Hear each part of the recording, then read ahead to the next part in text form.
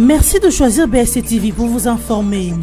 Mardi 7 août 2018, la Cité de l'Union africaine a accueilli la cérémonie de prise d'armes. Présidée par le chef de l'État, cette cérémonie a été marquée par la passation de commandement entre les chefs d'état-major de FARDC sortants et entrants. Joseph Kabila Kabange a aussi reconnu les grades de nouveaux officiers généraux promus. Et puis très prochainement, Simone Gbagbo quittera la prison. L'ancienne première dame de la Côte d'Ivoire a bénéficié d'une amnistie du président Alassane Dramane Ouattara. Cette clémence de la nation ivoirienne envers ses fils concerne aussi 800 détenus poursuivis pour crimes commis pendant la crise post-électorale ivoirienne de 2010 à 2011, dont 500 sont déjà en liberté provisoire ou en exil. Et enfin, Jacques Mbadou Sitou a été mis en terre ce mardi 7 août 2018. Le gouverneur du Congo central a bien avant reçu des hommages de ses camarades du Parti du Peuple pour la Reconstruction et la Démocratie. Jacques Mbadou Sitou repose désormais à la nécropole de l'Antsele ici à Kinshasa, loin de son Congo central natal. Le président de la République et commandant suprême des FARDC et de la police nationale congolaise, Joseph Kabila Kabange, a présidé ce mardi 7 août 2018 à la Cité de l'Union africaine une importante cérémonie de prise d'armes. Elle a été marquée par la passation de commandement entre le chef d'état-major des FARDC sortants, le lieutenant-général Didier Itumba Lungila, et l'entrant Célestin Mbalamou Sensei. Ce changement de commandement est intervenu au terme d'une ordonnance présidentielle que le chef de l'État avait signée en date du 14 juillet 2018. Devant un parterre de la hiérarchie militaire et de la police nationale ainsi que du Gotha sociopolitique et économique que compte la ville de Kinshasa, le lieutenant-général Didier Itumba a transmis le drapeau de commandement à son successeur qui a aussitôt après prêté serment devant le commandant suprême des FARDC. Célestin Mbala a longtemps occupé les fonctions de chef d'état-major particulier du chef de l'État qu'il cumulait avec celles de chef d'état-major de l'administration militaire avant la restructuration de l'armée en 2014. Il est ensuite devenu le numéro 2 de l'état-major général chargé de l'administration jusqu'à son élévation à la tête de l'armée le 14 juillet 2018. Avant cette passation de commandement, le président de la République a reconnu les grades de nouveaux officiers généraux promus. À l'appel nominal du ministre de la Défense nationale et ancien combattant Crispin Atamatabé, 199 officiers généraux au total ont défilé devant le commandant suprême à raison de 4 généraux d'armée, 11 lieutenants généraux ou amiraux, 40 généraux majors ou vice-amiraux et 144 généraux de brigade. Le commandant suprême des forces armées de la RDC et de la PNC a également décoré en plusieurs catégories au cours de la même cérémonie de prise d'armes une brochette d'officiers généraux jusqu'au dernier des militaires et policiers. Ceux-ci avaient été identifiés par la chancellerie des ordres nationaux pour actes de bravoure et bons et loyaux services rendus à la nation congolaise. Le Parti du Peuple pour la Reconstruction et la Démocratie, premier parti de la majorité présidentielle, dit ne pas vouloir perdre ses avantages à défaut de sortir un dauphin venant de ses entrailles. D'après un cadre du PPRD, si le chef de l'État ne doit pas briguer un troisième mandat, le dauphin ne peut sortir que du PPRD et non d'ailleurs. Entre-temps, la Commission électorale nationale indépendante a prévu la fin des inscriptions à l'élection présidentielle et législative nationaux de décembre 2018 pour le 8 août prochain.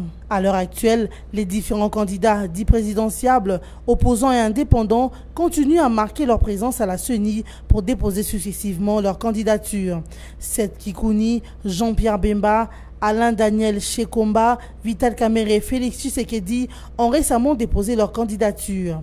Arrivé à la fin de son mandat, le président Kabila sera-t-il sur la ligne du départ ou présentera-t-il son remplaçant éventuel? Jusqu'à un jour de la date butoir du dépôt de candidature à la présidence, pas un seul nom encore cité du côté de la majorité présidentielle. Rien que des indiscrétions qui parlent soit d'Aubin Minakou, de Bahati Lukwebo ou encore de Matata Ponyo comme dauphin de Joseph Kabila Kabange. Pour rappel, le président sortant Joseph Kabila a reçu la semaine dernière tous les partis et regroupements politiques du Front commun pour le Congo. Ces derniers devraient proposer chacun au président Kabila 4 noms des candidats présidentiables. Interrogé à ce sujet, Lambert Mendo Malanga a déclaré que le FCC déposera dans le délai le dossier de son candidat président de la République. l'approche des élections prévues le 23 décembre prochain, la Commission électorale nationale indépendante s'active pour que tout soit prêt les jours du vote. C'est dans ces cadres que cette institution d'appui à la démocratie s'apprête à réceptionner un lot de 35 000 machines à voter d'ici peu. Selon des sources concordantes, ces machines viennent d'embarquer du port d'Incheon en Corée du Sud à destination du port international de Matadi. Lors de la réunion des comités de liaison entre la CENI et les mandateurs des partis et regroupements politiques samedi 4 août, Corneille Nangaa avait indiqué qu'avant le mois d'octobre, tout le matériel sera arrivé en RDC. Dans une déclaration rendue publique lundi 6 août 2018, le président de la Commission de l'Union africaine, Moussa Faki Mahamat, a émis le vœu de cette institution panafricaine de voir un scrutin transparent et inclusif être organisé en RDC. Moussa Faki se félicite de progrès significatifs déjà accomplis et note avec satisfaction la réaffirmation par le président Joseph Kabila lors de son discours sur l'état de la nation devant les deux chambres du Parlement réunies en congrès de la tenue des élections à la date prévue ainsi que de son engagement concernant le respect de la Constitution. Le président de la Commission de l'Union africaine souligne également que la réunion de ces conditions garantira la crédibilité du processus électoral en même temps qu'elle contribuera à la préservation des acquis importants enregistrés ces dernières années et à la stabilité future de la RDC. Aussi, Moussa Faki appelle au sens de responsabilité de tous les acteurs politiques qui doivent agir en ayant en vue l'intérêt supérieur de la République démocratique du Congo. Le sort de l'ex-gouverneur du Grand Katanga est au centre de préoccupation de la Conférence épiscopale nationale du Congo, CENCO. Cette organisation épiscopale s'est dit très peinée par le sort inacceptable réservé à Moïse Katumbi, estimant qu'il s'agit là d'un traitement ségrégationniste qui ne se justifie pas dans la perspective de l'application de l'accord politique global et inclusif du centre interdiocésain. Ce, dans un communiqué rendu public ce lundi 6 août et signé conjointement par Monseigneur Marcel Outembi, président de la CENCO, de même que son vice-président, archevêque coadjuteur Fridolin Ambongo. Dans son analyse du sort réservé à Katumbi, la CENCO recourt à la Constitution dont elle évoque l'article 30 dans son alinéa 2 qui stipule, nous citons, « Aucun Congolais ne peut être ni expulsé du territoire de la République, ni être contraint à l'exil, moins encore être forcé à habiter hors de sa résidence. » Fin des citations. La CENCO avertit que des conséquences fâcheuses à absolument éviter peuvent découler du traitement ainsi réservé à Moïse Katumbi. Ce communiqué de la CENCO est caractérisé par une analyse partielle de la situation politique à travers lesquelles elle s'affiche comme les défenseurs de la cause des opposants face aux autorités congolaises, disent les observateurs. Pour eux, c'est depuis longtemps que la CENCO a choisi son camp et se met toujours à réagir sur mesure. Simone Gbagbo, l'ancienne première dame de la Côte d'Ivoire, devrait très prochainement sortir de la prison. Ayant bénéficié d'une amnistie du président Alassane Ouattara hier lundi 6 juillet. En même temps que Simone Gbagbo, le chef de l'État ivoirien dit avoir amnistié environ 800 détenus poursuivis pour des crimes en lien avec la crise post-électorale de 2010-2011. Il s'agit d'une mesure de clémence de la nation envers ses filles et fils. Alassane Ouattara a annoncé cette mesure à l'occasion de son discours de célébration des 58 ans de l'accession de la Côte d'Ivoire à l'indépendance. Le président ivoirien s'est voulu rassembleur dans son discours, appelant à plusieurs reprises les bénéficiaires de cette amnistie à faire en sorte que le pays ne revive plus jamais des exactions qui émanent d'eux. Incarcéré depuis avril 2011, Simone Gbagbo avait été condamnée à 20 ans de prison pour atteinte à la sûreté de l'État. L'ancienne première dame avait par la suite été innocentée par la Cour des assises d'Abidjan des accusations de crimes contre l'humanité et des crimes de guerre. Au demeurant, sur les 800 détenus amnistiés, 500 sont déjà en liberté provisoire ou en exil, a précisé le président Ouattara. En outre, une soixantaine de militaires ayant commis de crimes contre l'humanité ne sont pas concernés par cette mesure. Si tout se passe bien, Simone Gbagbo pourra être libérée cette semaine.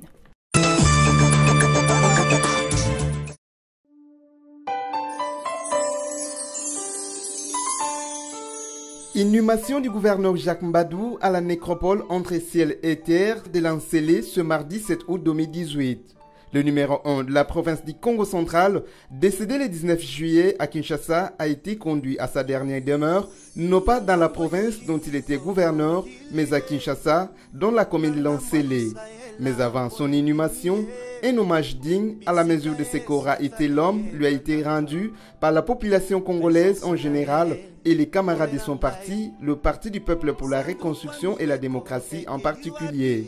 De la levée de la dépouille de l'hôpital du cinquantenaire, l'illustre disparu a d'abord été acheminé au siège du PPRD où les cadres du parti lui ont rendu des derniers hommages. S'en est suivi le passage de la dépouille à la résidence familiale à la Gombe avant son exposition au hall du Palais du Peuple pour d'ultimes hommages. Les autorités, tant politiques administratives et une foule de sympathisants ont fait des adieux dignes à l'illustre disparu. Élu gouverneur du Congo central en 2013, Jacques Mbadou Sitou est né en 1951 et aura vécu 67 ans. C'est dans les heures de l'après-midi de ce mardi que le désormais feu Jacques Mbadou Sitou a été enterré à la nécropole entre terre et ciel, loin de son Congo central natal.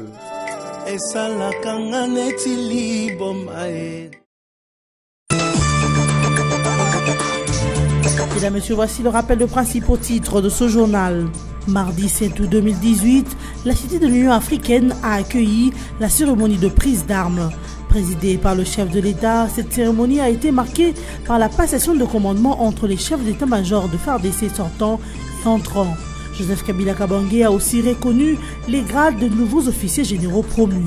Et puis très prochainement, Simone Gbagbo quittera la prison. L'ancienne première dame de la Côte d'Ivoire a bénéficié d'une amnistie du président Alassane Dramane Ouattara. Cette clémence de la nation ivoirienne envers ses fils concerne aussi 800 détenus poursuivis pour crimes commis pendant la crise post-électorale ivoirienne de 2010 à 2011, dont 500 sont déjà en liberté provisoire ou en exil. Et enfin, Jacques Mbadou Sitou a été mis en terre ce mardi 7 août 2018. Le gouverneur du Congo central a bien avant reçu des hommages de ses camarades du Parti du peuple pour la reconstruction et la démocratie. Jacques Mbadou Sitou repose désormais à la nécropole de Lansele ici à Kinshasa, loin de son Congo central natal. Ainsi se termine cette édition d'actualité. Merci de votre attention soutenue.